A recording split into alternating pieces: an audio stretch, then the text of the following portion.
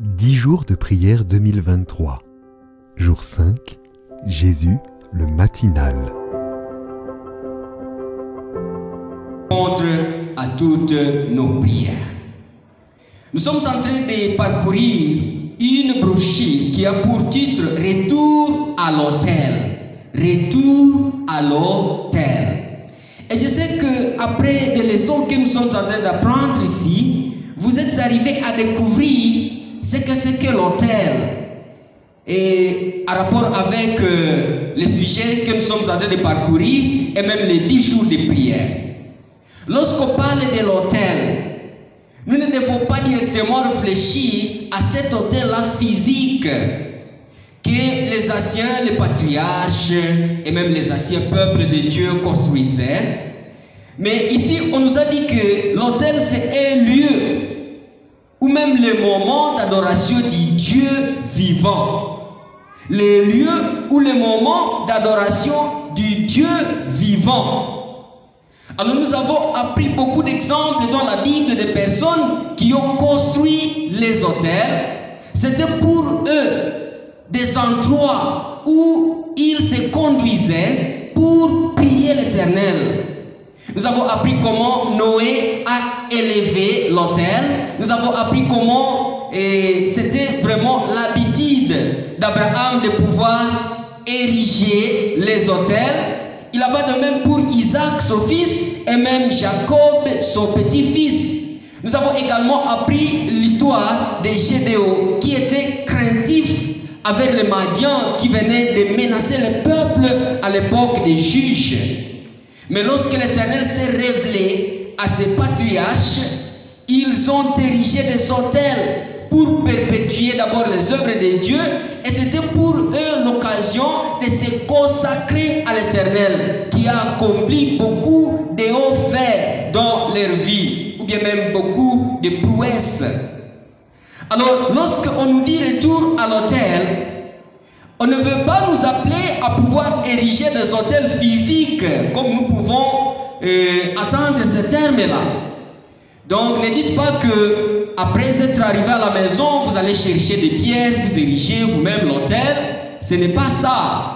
On ne nous appelle pas à ériger des autels physiques, mais on nous appelle à communier tout le jour avec notre Dieu. Donc nous devons mener une vie de communion quotidienne avec notre Dieu. C'est ça ce qu'on veut simplement dire lorsque on est en train de nous appeler à retourner à l'autel. On veut que nous puissions mettre en pratique cette vie-là de communion quotidienne, nous consacrer quotidiennement comme les patriarches l'ont fait. Et je suis sûr que vous êtes en train de vous remettre entre les mains du Seigneur. Que chaque soir vous êtes en train de prier. Même la journée vous êtes en train de prier. Et même le soir vous êtes en train de prier. Et la nuit vous êtes en train de vous réveiller pour prier. Donc c'est une période où nous allons déranger, s'il faut le dire, Dieu par nos prières incessantes. Il est prêt à pouvoir répondre à toutes nos difficultés. Alors dans cette leçon, nous avons comme exemple Jésus-Christ qui menait aussi une vie de prière. Alors quelque chose qu'on nous a fait considérer, c'est que nous n'ignorons pas tous que Jésus était égal au Père. C'est ce que nous lisons dans Philippiens le chapitre 2, le verset 5 et même le verset 6. Il était égal au Père. Et pourtant, lorsqu'il était sur la terre, il ressentait les besoins de la prière. Les besoins de la prière. Alors, on a donné cela comme observation pour nous dire qu'à plus forte raison, nous devons, en tant que peuple faible, éprouver plus les besoins de prière, plus que n'en a fait Jésus qui était égal au Père. Lorsque j'ai essayé de lire dans ces petits livres Les meilleurs chemins, à la page 672, Le meilleur chemin, à la page 672, il est dit: Pendant son séjour parmi les hommes, Jésus lui-même était souvent en prière. Pas quelquefois en prière, mais souvent en prière. Notre Sauveur a connu nos besoins et nos faiblesses. Il nous apparaît comme un suppliant, demandant constamment à son Père une provision nouvelle, des forces pour faire face aux devoirs et aux épreuves. Il est notre modèle en toutes choses, un frère dans nos infirmités, car il a été tenté comme nous en toutes choses. C'est lorsque vous lisez dans Hébreux le chapitre 4, le verset 15. Mais il était l'être sans péché, et sa nature s'est révoltée contre le péché. Il a passé par toutes les luttes et toutes les angoisses de l'âme auxquelles nous sommes exposés, auxquelles sont exposés les humains dans un monde de péché. Son humanité lui faisait de la prière une nécessité et un privilège. Il trouvait joie et consolation à communier avec son Père.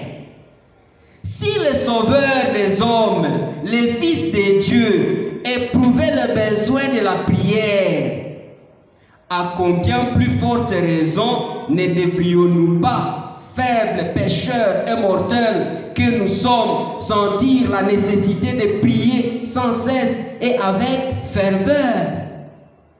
Ici, on est en train de nous parler de la vie de Jésus. Lorsqu'il était sur la terre, on le voit toujours à prière. D'ailleurs, on peut penser qu'il ne passait son temps qu'en train de prier. On essaie de tourner les pages dans la Bible et on le voit sur la montagne en train de prier. Et toute la nuit en train de faire des veillées de prière. Comme si c'était vraiment sa vie. Alors ici, on nous fait réfléchir, on nous dit, mais si le Fils de Dieu éprouvait ainsi le besoin de la prière et trouvait cela comme de la joie, le fait de communier avec le Père, alors à combien plus forte raison nous qui sommes faibles, pécheurs et mortels ne devrions-nous pas éprouver le besoin de la prière plus que n'en a fait Jésus, parce qu'il avait la force, une grande force que nous. Mais pourtant, nous prions si rarement. Oui, je suis en train de vous dire qu'il n'y a que d'autres personnes, il y a aussi d'autres personnes qui n'entendent que la prière qui a été adressée à l'église. Donc, comme ces prières-là que nous avons adressées à l'église hier, et ça suffit pour toute la semaine. Des personnes qui ne prient pas, des personnes qui sont à l'aise avec leur vie d'ignorance de la prière. Nous devons vraiment essayer de jeter dans les quarantaines un tel comportement ou bien une telle attitude. Ce n'est pas une attitude qui est digne des chrétiens et encore qui connaît un chrétien qui est conscient de la vie que nous sommes en train de traverser actuellement. Nous courons beaucoup de soucis. Peut-être nous sommes déjà habitués à tous les ça ne va pas que nous éprouvons dans le monde, si bien que nous ne sentons plus le besoin de les remettre entre les mains du Seigneur. Peut-être c'est devenu comme une partie de notre vie, que nous n'éprouvions plus le besoin de pouvoir prier. Mais Jésus-Christ éprouvait le besoin de la prière. Donc pour lui, il en éprouvait de la joie. Il était content lorsqu'il communiait avec son Père. Alors nous devons communier avec le Père plus que ne l'a fait Jésus-Christ. Essayons de voir comment il priait dans sa vie. Essayons de lire tous en Marc. Marc, le tout premier chapitre, le verset 35. Marc, le tout premier chapitre, le verset 35. Nous allons lire ensemble ce texte-là. C'est un beau texte. Il est dit, vers le matin, pendant qu'il faisait encore très sombre, il s'éleva et sortit pour aller dans un lieu désert où il pria.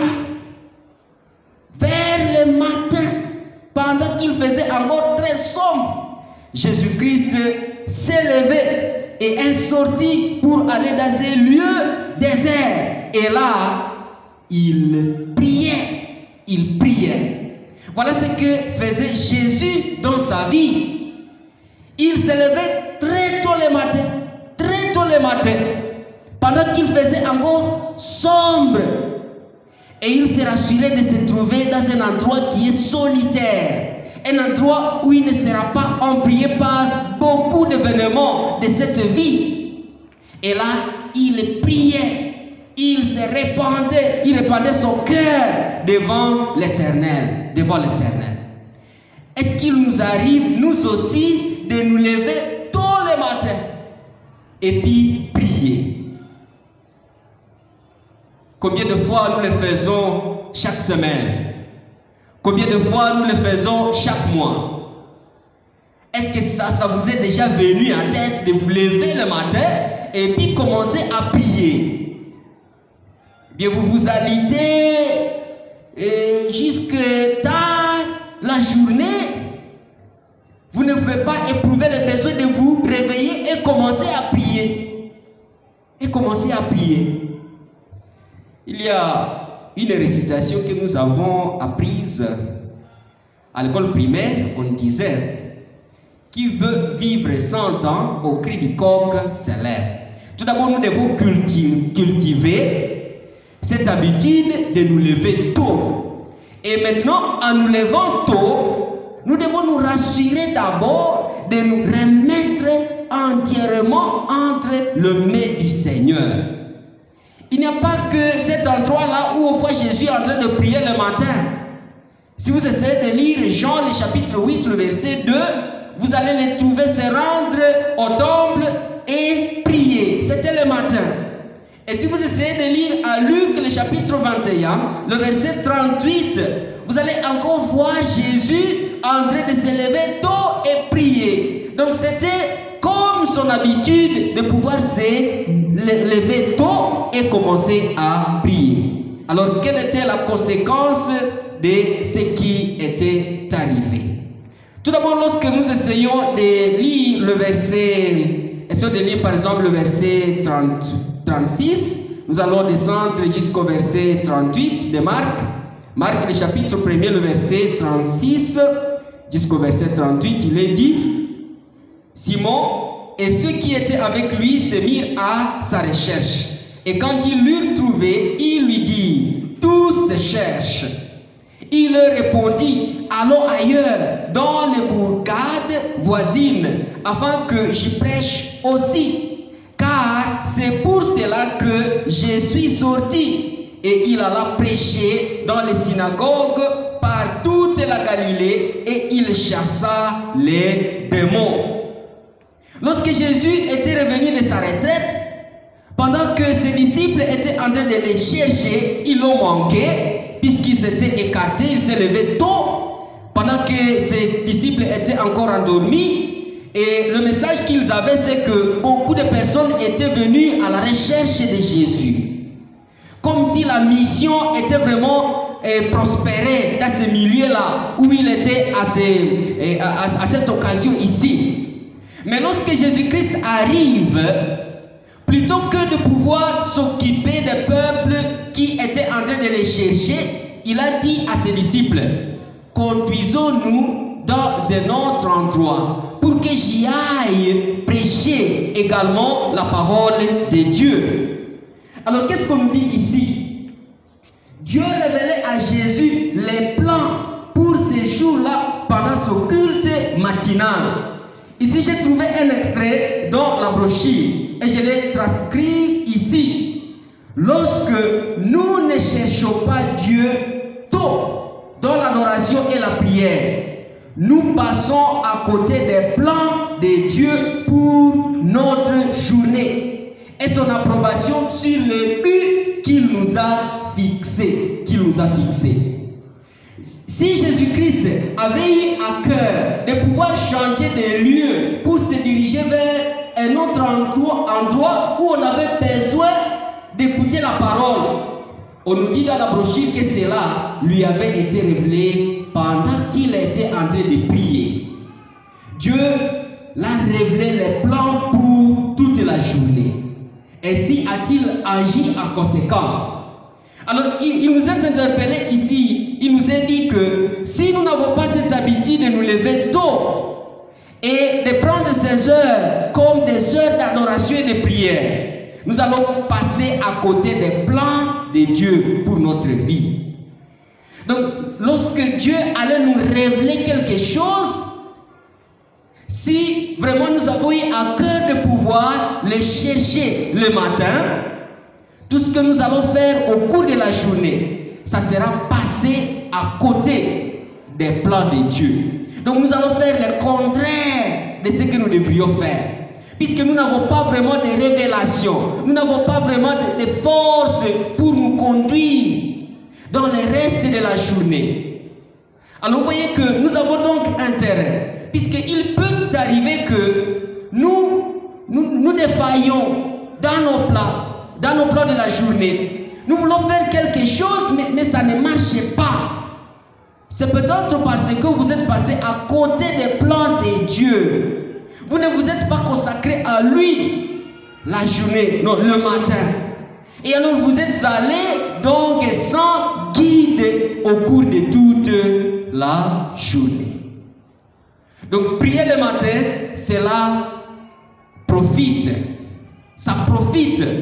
Puisque Dieu se révèle à nous et nous révèle les plans pour la journée. Et tout ce que nous agissons pendant la journée, c'est ce qui nous a été édicté. Du moment où nous avons eu à cœur de pouvoir nous approcher de Dieu et réclamer sa protection tout au long de la journée. Je vous invite, peuple de Dieu, membres de l'église de Vungi, de pouvoir prendre comme modèle Jésus, qui se levait tôt le matin et qui priait. C'est là où il trouvait la force de pouvoir agir de cette façon-là dont nous le connaissons. Il avait comme secret se lever tôt et prier. Nous devons nous aussi nous lever tôt et prier. Voilà le secret pour bien mener nos journées et pour bien mener toute notre vie. Que l'Éternel nous bénisse au nom de Jésus-Christ. Amen.